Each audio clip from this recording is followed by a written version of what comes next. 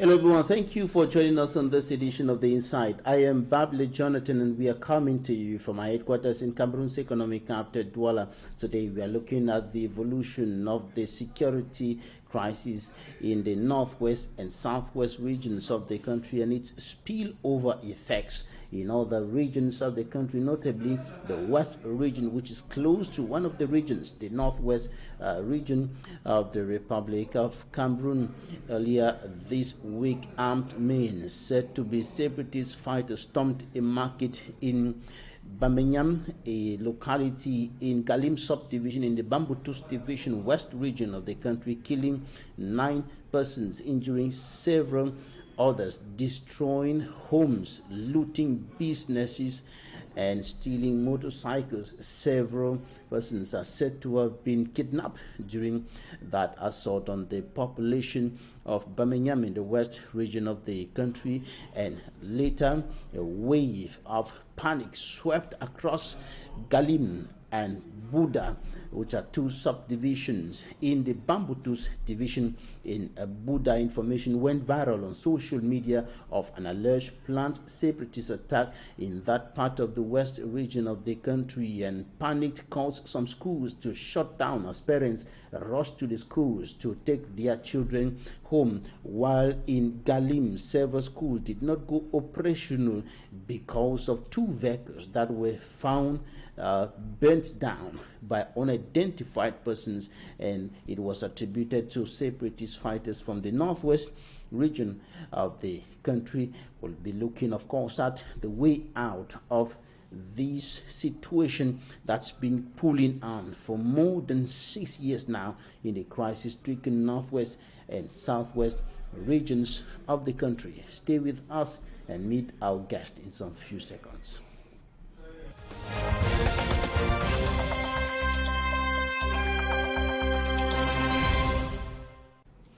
Our guest is Dr. Simon MUNZU. He is a federalist joining us from the United States of America. He is a former spokesperson of the All Anglophone or the General Anglophone Conference, which late Christian Cardinal Toomey and other persons wanted to organize, but it never took place. It was never organized due to what was qualified as resistance from the authorities, the central administrative authorities in Yaoundé. Dr. Simon MUNZU, welcome to the program. Thank you, Mr. Babila. Thank you for having me. Right. What's your opinion about the unfolding of the armed conflict in the northwest and southwest regions of the country? It's been going on for close to 7 years now. Well, I mean,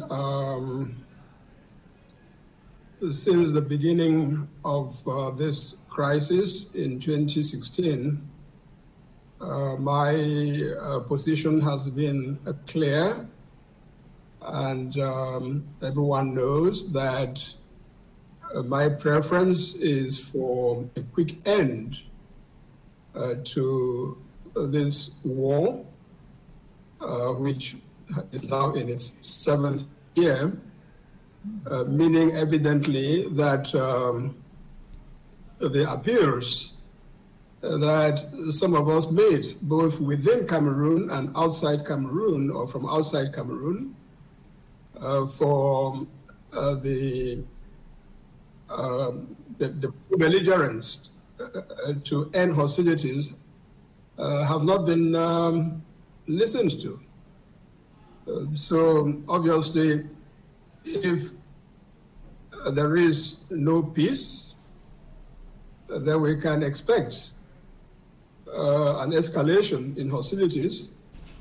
And so the incidents that you are mentioning, if indeed they are confirmed to have happened, are clearly an indication that we are far from the end of the conflict. All right. For the past 6 years, the situation has practically not changed, even though authorities have been talking about a gradual move towards peace and normalcy in the crisis-stricken regions, but of recent, several atrocities have been recorded, including the Egbeko massacre in Manfred Central, southwest region of the Republic of Cameroon, and such incidents have been going on, have been recorded year after year for close to 7 years now. What's your perspective? What's your analysis of the direction that this crisis is taking? Is it, are we moving towards a solution as the authorities have been saying? Well, I mean, we definitely are not moving to a resolution of the conflict, Mr. Babila. I think any one of us can see that. When two sides are in armed conflict, the restoration of peace does not come through the declaration, the statements of one side or the other. If there is going to be peace, it's important that the belligerents engage in a peace process that begins with a dialogue that would eventually lead the parties to sit around the table and agree on terms on which to end the hostilities. And that exactly is what everyone has been clamoring for. Everyone has been urging the government and its forces on the one hand, and the separatist armed groups on the other, to engage in a peace process. We all witnessed how initially the Swiss government, working through some of its well-known Swiss civil society organizations, fought hard to bring the two forces, the two sides, the opposing camps, to the table in what was referred to as the Swiss process. After about 2 years of going around in circles, that process crashed, as it were. And of course, everyone was frustrated when that happened. But we all had some hope when, at the beginning of this year, it was announced that the Canadians had worked together with the government and the separatist groups to agree on the modalities for engaging an active peace process in which Canada was to act as facilitator or mediator. But again, when that was announced and we all raised our hopes that there will be the beginning of a process of ending the crisis, within 72 to 96 hours, the government announced that it was not a party to any process whatsoever, and that Canada had not been mandated to intervene or facilitate. And the result is that there is nothing happening, neither inside Cameroon nor outside Cameroon, in terms of a peace process. So how, in those circumstances, can the government claim that we are moving towards peace, or for that matter, that we are moving towards the normalization of things, normalization of life in the northwest and southwest regions?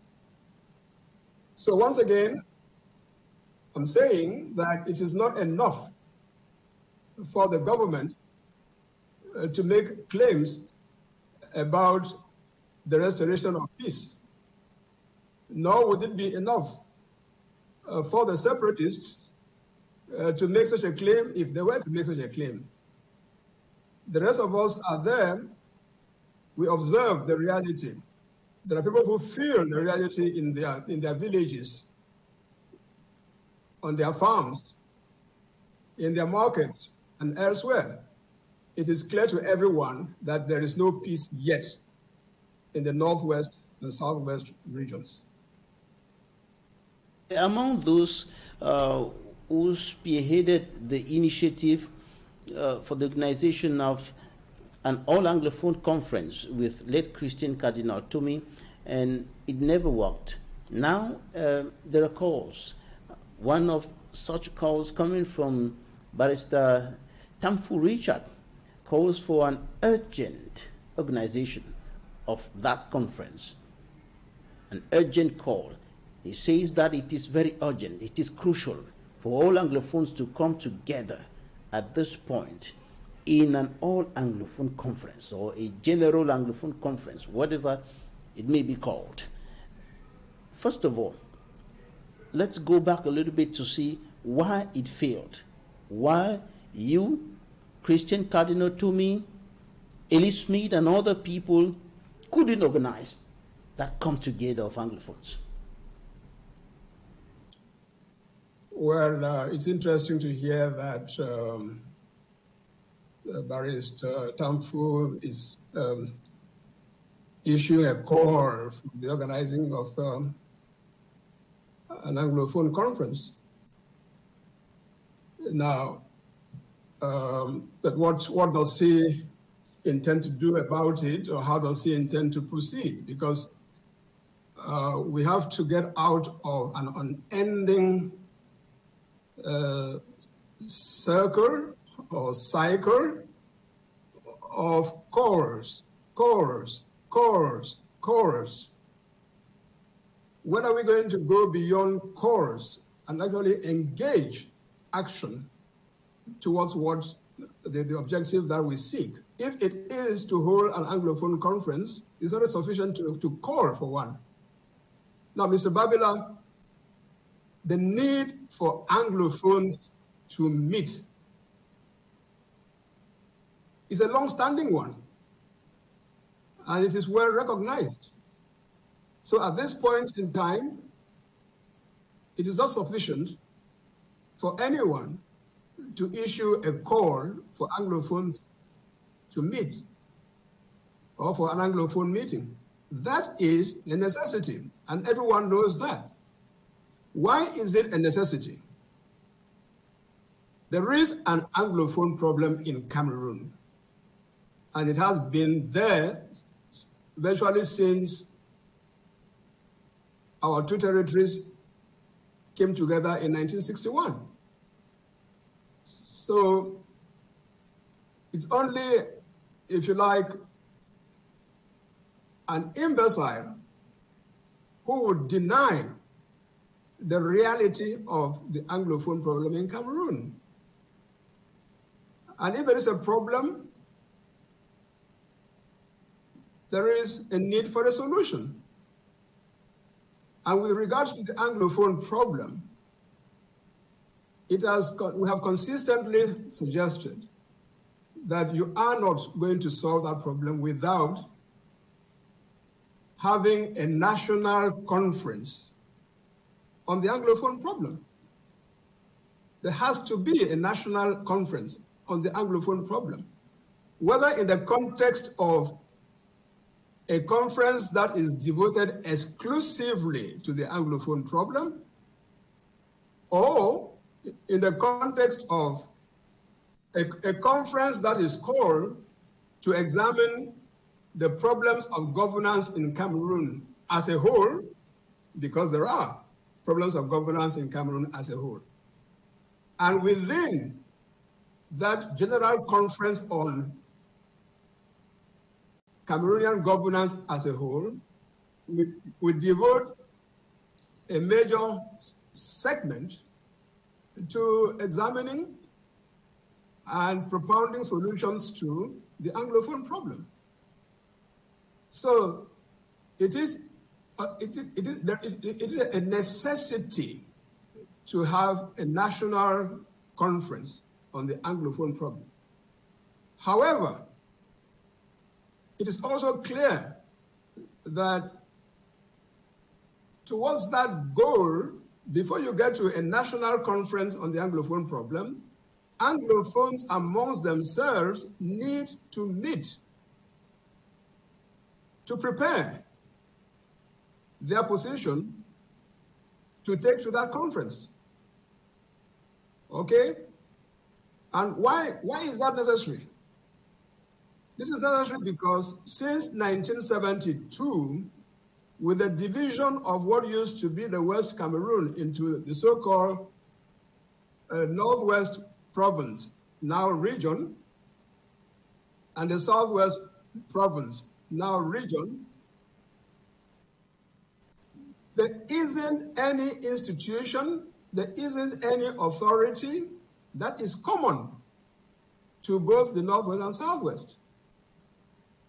Where you can say that this authority, which is common to North and Southwest, speaks for the Northwest and Southwest.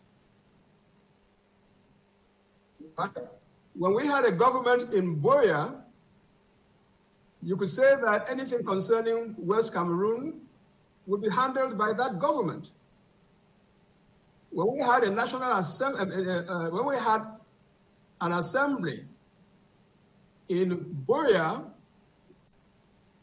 for West Cameroon, you could say that anything concerning West Cameroon would be handled by or through that assembly.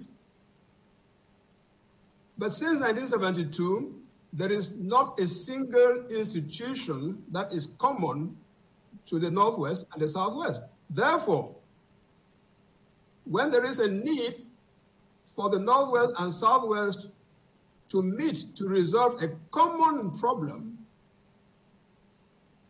a mechanism has to be found for them, the people of those two regions, to get together. Hence, the need for a preparatory meeting of Anglophones to get ready to engage with the government in Yaoundé on solving the Anglophone problem. It is from this perspective that we advocated at the beginning of this crisis in 2016, early 2017, we advocated exactly that we should have a national conference on the Anglophone problem, but that it should be preceded by a preparatory meeting amongst Anglophones.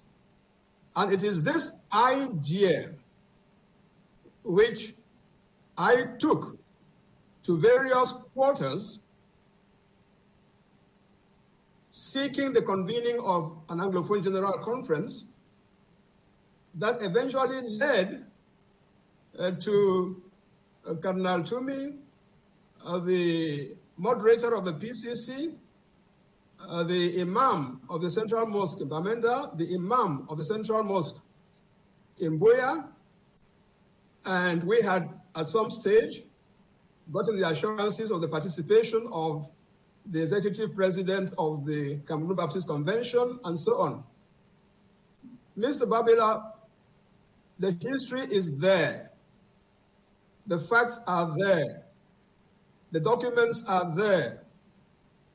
And the witnesses are there in terms of the people whom I've called, with the exception of the late cardinal, who is no longer with us today, but the other people who I've called are there as witnesses to show that I am the one Doctor, who just to get them together to accept to be the conveners of the Anglophone General Conference.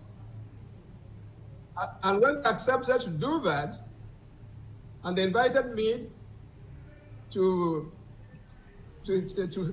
head the organizing committee, I accepted that role. And so we launched the process.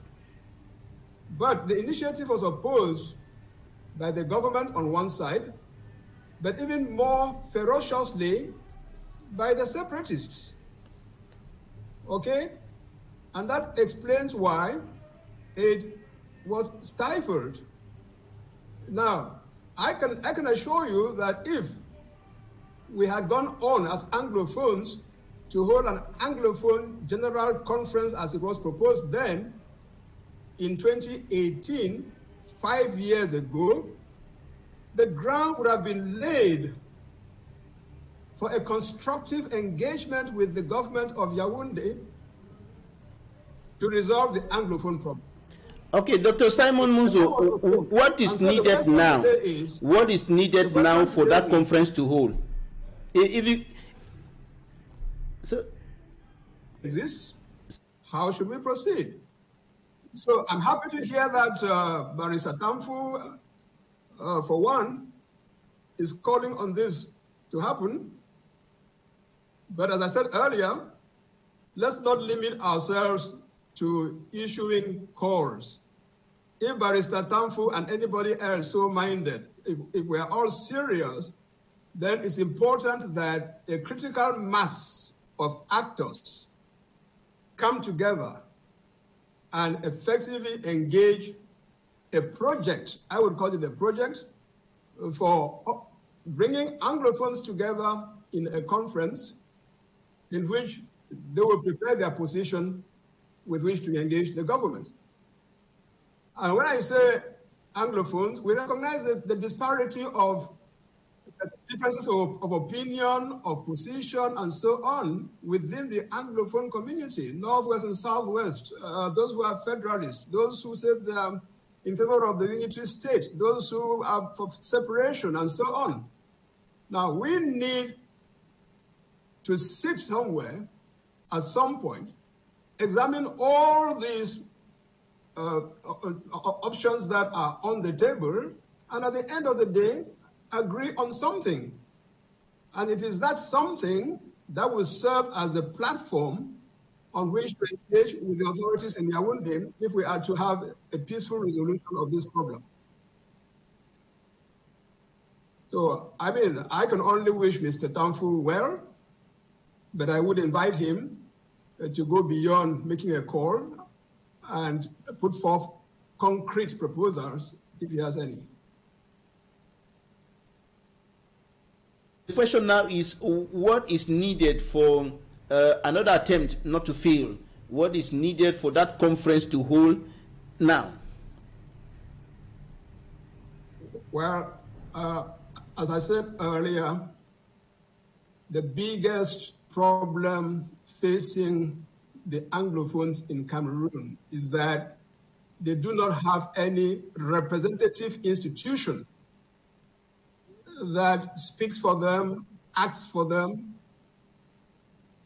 promotes their interests as a matter of vocation, of duty, of responsibility, of the mandate. We don't have such an institution. Therefore, anything that is to be done requires that the population engage. Anglophones have to take an interest in what is happening in their country, and specifically in what is happening to them, and say, we cannot just sit on the sideline as if we are witnesses or members in an audience watching a play unfold in front of us, or in a stadium watching a game being played in front of us. No. What is happening in the Northwest and the Southwest?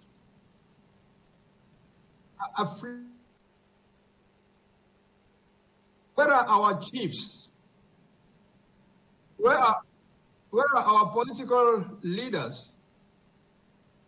Where are our moral leaders in terms of the church leaders of all denominations?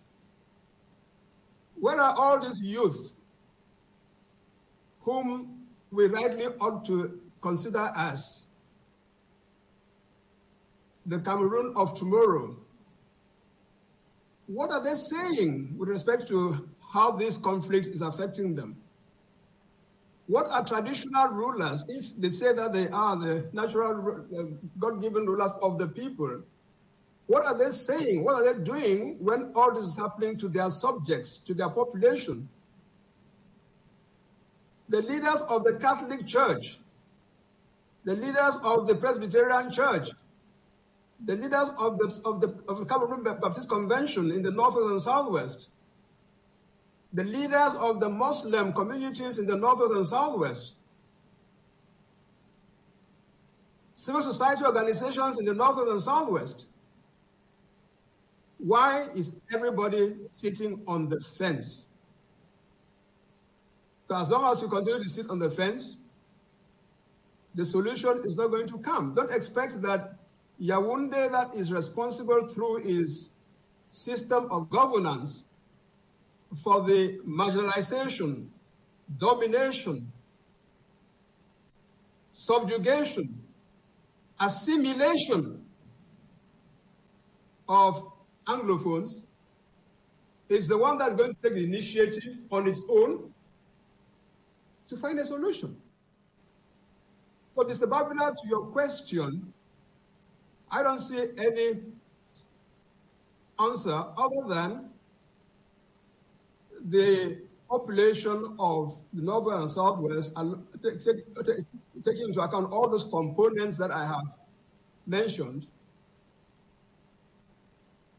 waking up to the reality that there is a problem and that they have to participate in looking for a solution. So there has to be mobilization. I'm sure that if there was to be a mobilization of these components of Cameroonian Anglophone society inside and outside Cameroon, the Yaoundé regime will see that these people are actually up to fight against the injustice to which they have been subjected all this while, to fight by peaceful means, and Yaoundé will be forced to react.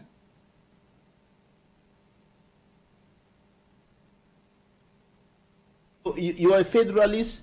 Later in the program, we'll take a look at the federal solution. We'll take a look at the federal perspective of the solution. First of all, we're going to take a look at what we are taking a look at what the newspapers reported this week in Cameroon. The press review.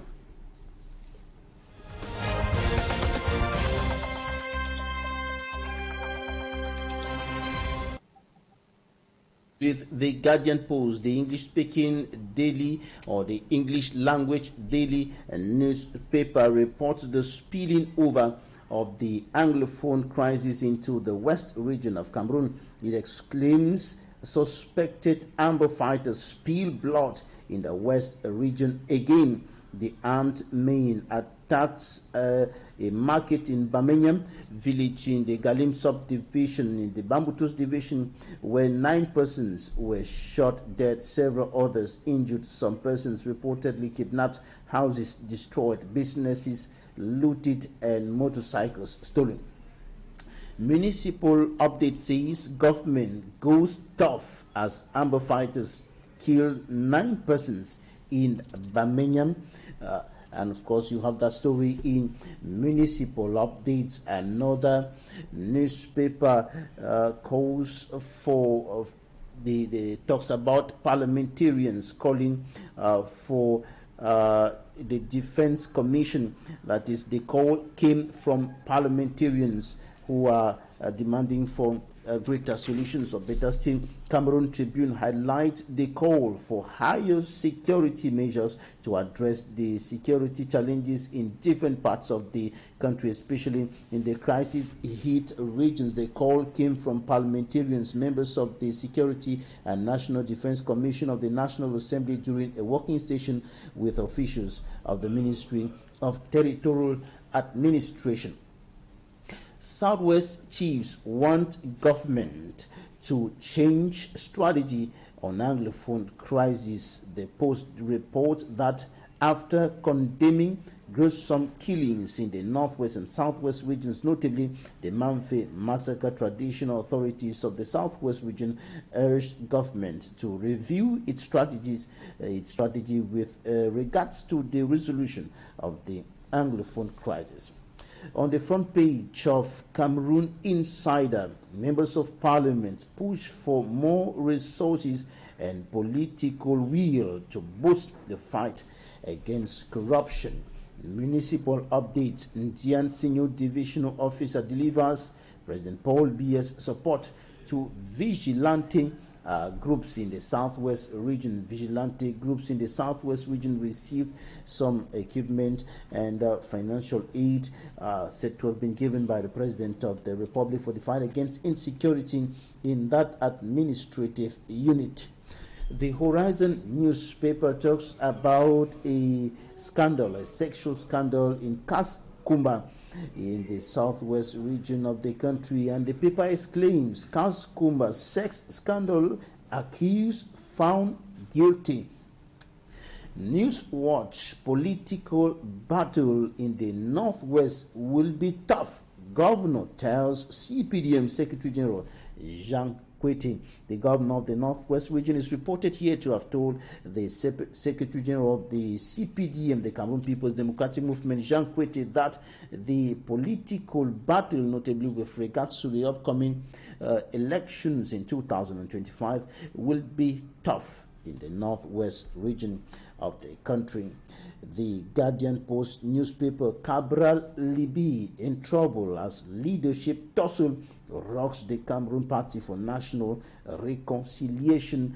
The tussle between Cabral Libi, present leader of that political party, and the founder, is said to be putting Cabral Libi in a difficult position and casting doubts over him being a candidate in the presidential candidate in the 2025 presidential election in Cameroon. Another issue of the Guardian Post newspaper: the 2025 presidential election. Ninche crusades Kamto-led coalition to challenge Paul Biya.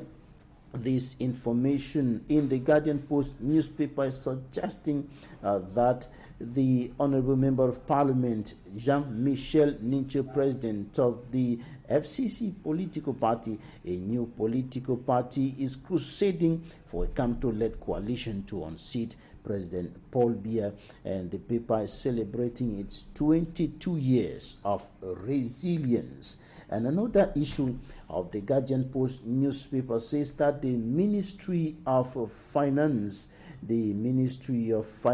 has released or announced 96 billion francs CFA for teachers' grievances, the teachers who have been in strike in Cameroon. The Guardian Post newspaper, in another issue, says South Region Energy Minister launches solar project to boost electricity supply. Another issue of Cameroon Tribune: deadlines will be respected in the rehabilitation of the Nactigal hydroelectric power plant.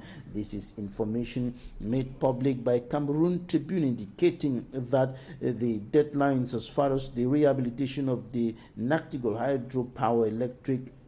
hydroelectric power plant will be respected. We will now wrap up with municipal updates. To enhance development, government secures 560 billion francs CFA from the World Bank. And that's it for the press review.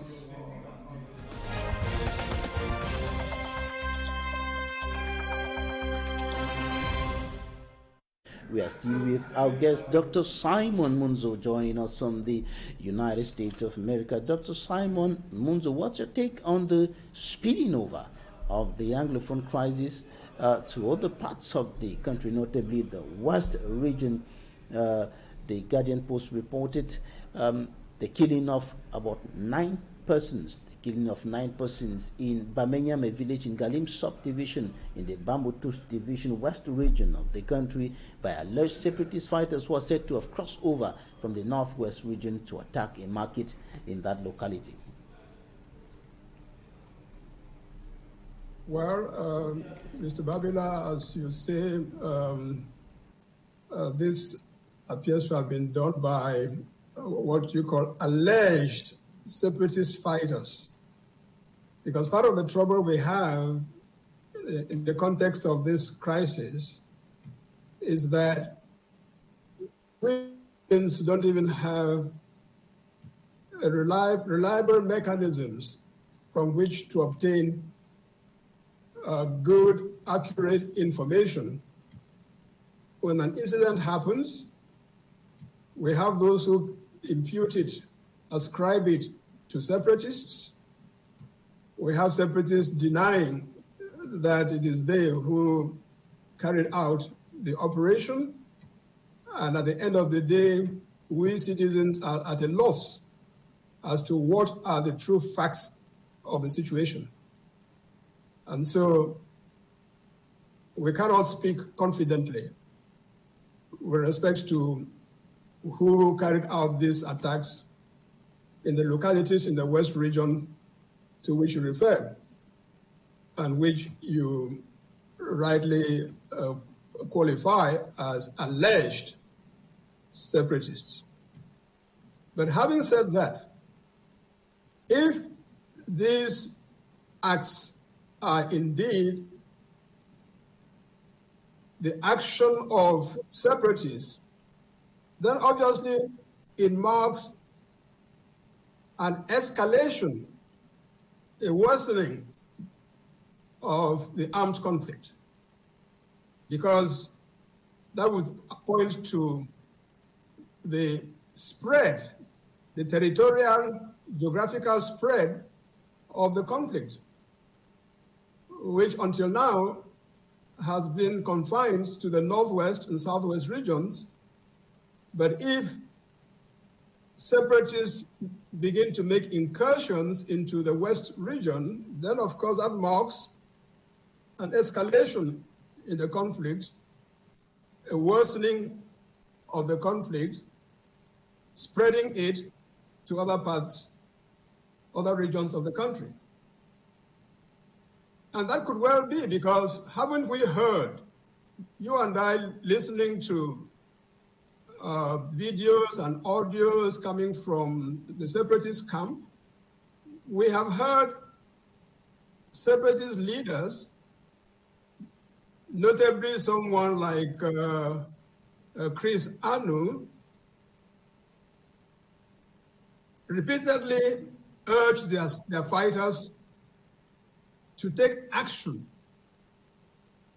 into what they call enemy territory, meaning the other 8 regions of our country. Now, such an intent is a declaration of war on the other 9 regions, the other 8 regions, by separatists. So, are we to interpret these incidents to which you refer as being the effective or the commencement of implementation of the scheme outlined by the separatist leaders such as Chris Anu and others? If that is so, then indeed it just represents a worsening of the situation. And let us also not forget that both in the northwest and southwest regions, and also now in the west regions, if indeed the conflict has spread there, the objective of the separatists is not to win the war, because I'm sure they themselves must be aware of the fact that, as some of us have been saying to them from the beginning, based on our analysis of their military capability, they don't have what it takes to win the war. They don't have what it takes to win the war. But I suppose their intention is not, or their aspiration is not to win the war. It is, as they themselves continuously say, speaking through their leaders, it is to render the territory ungovernable by creating panic in the minds of the population. If they attack a locality on a market day, they sow fear into people who will not be looking forward to the next market day for fear that they might be attacked again. If they strike a school, they instill fear into students and teachers and school administrators who will not look forward to going to school. This is terrorism at its most basic. Let's call it that. That's what it is. And so it may well be that the separatists in their strategy have decided that they are going to take their tactics of terrorizing the population, of making life difficult for the population. They're going to take that to the neighboring regions, Francophone regions that are neighboring to the Anglophone regions of the North and Southwest, and obviously the most obvious is the West. So this is a troubling new development, and but it also underlines the urgency to sit down and negotiate an end to the crisis.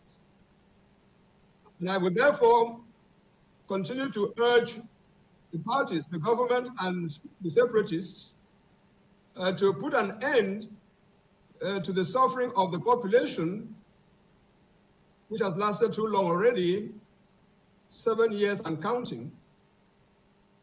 Recognize that neither of them is going to defeat the other anytime soon. Therefore, there is no need to continue to fight, because the only consequence of continuing to fight is more suffering for the population. The government has to accept that the time has come for it to sit down and engage a genuine peace process with the separatists, and that will be to end the war. But once the war has been ended, that same government has to engage in a genuine national dialogue, a genuine national conference to resolve the governance issues that are plaguing Cameroon today, foremost of which is the Anglophone problem. I heard you in the press review that you just concluded. I hear parliamentarians calling for.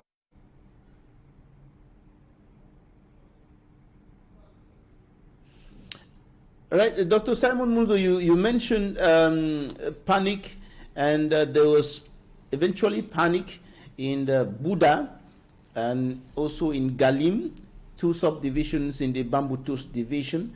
In Buda, information went viral on social media that there was going to be a separatist attack in that part of the West region, and that persons were going to be kidnapped and so on.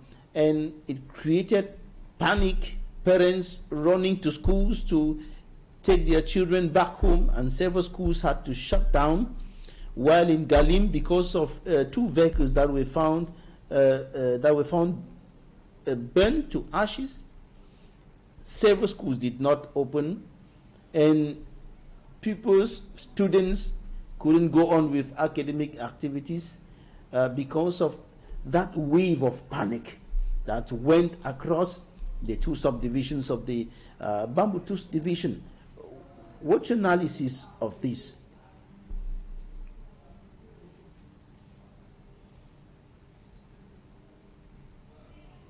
Sorry, what did you ask? Because there is so much noise coming from your end there, from your studio. Mr. Babila, did you ask a question at the end of your comment? Yes, Doctor, if you can hear me, I'm talking about the wave of panic that went across Bambutu's division, notably two subdivisions in Buda and in Galim, connected to the armed conflict in the northwest and southwest regions. In Buda, information went viral on social media that there was going to be an attack by separatists and that persons were going to be kidnapped. And because of that information, parents rushed to schools to take their children back home. Schools had to close down and academic activities were interrupted. There was some kind of commotion in the town. While in Galim, two vehicles were found early in the morning, burnt down, and the arson attack was attributed to secessionists, and this created panic all over the place. What's your analysis of this?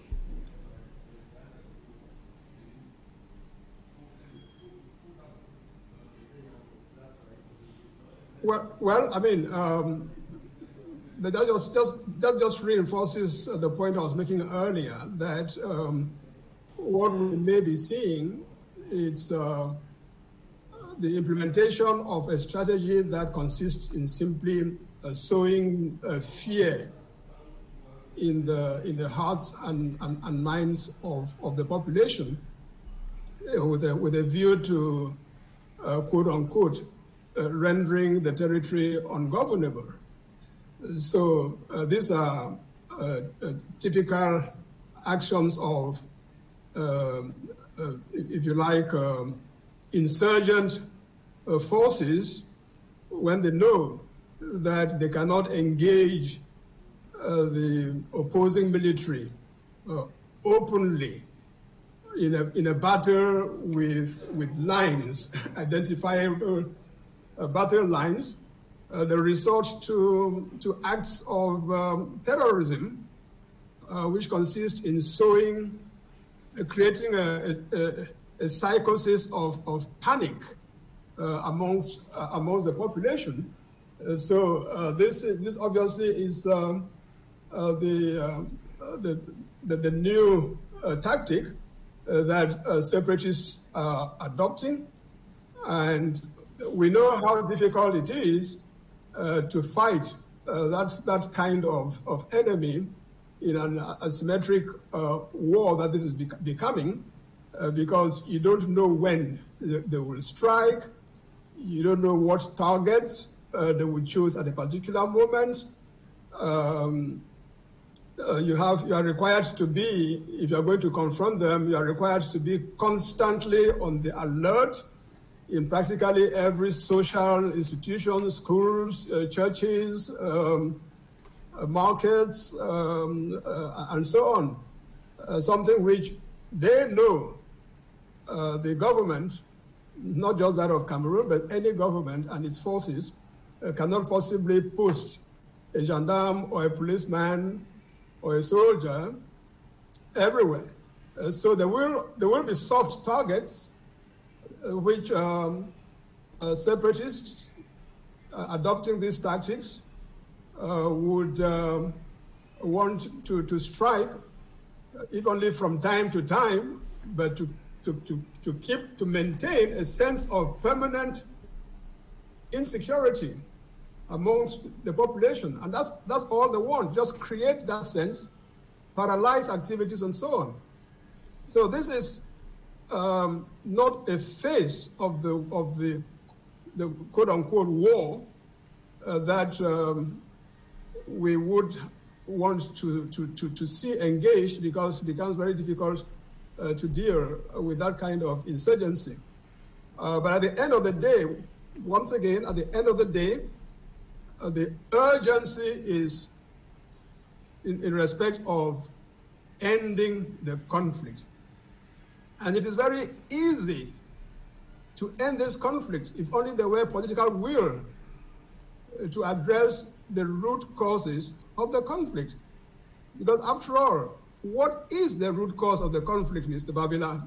It's very simple. Other people are pretending not to be aware of it or hesitating in admitting it. The root cause is very simple. In Cameroon, in the past 61 years, 62 years, we have had a system of governance started by President Ahidjo, perfected under President Biya, whose central element is to marginalize Anglophones, dominate them, subjugate them, assimilate them, get rid of the system that they brought into the union with Francophone Cameroon in 1961. In other words, annihilate, abolish their own heritage. That is the core of the problem. And it can be addressed very easily, first by being admitted. Those who are running the government in Yaoundé have to admit that there is a problem. And in fact, they do, when it suits them, they show signs that they have admitted, But then, having admitted, they refuse to do the right thing. You acknowledge that there's a problem, apply an effective solution. Instead, they prefer to apply these cosmetic solutions. For example, the creation of the so-called Commission for Bilingualism and Multiculturalism. That commission was created in the wake of the assertion by Anglophones that there was a language problem, a cultural problem affecting them. The government said, okay, in response to that, we create a bilingualism and multiculturalism commission. But without giving that commission the kind of mandate that would allow it in its operations to respond specifically to the nature of the problem. So it became just a cosmetic measure. Similarly, the government claims to have created a so-called common law section at ENAM, a so-called common law bench at the Supreme Court. Doctor, we are going to take some interviews now. We are going to take some interviews now. We'll be right back in a moment to take a look at the federal solution to the decades-old Anglophone problem.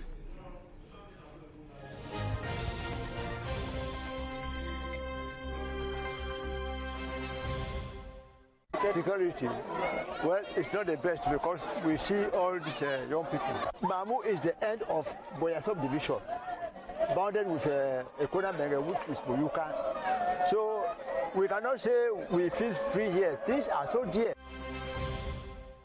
The vaccine is something new. Yes, this vaccine has been developed in 1987, and they started clinical trials by 2019, and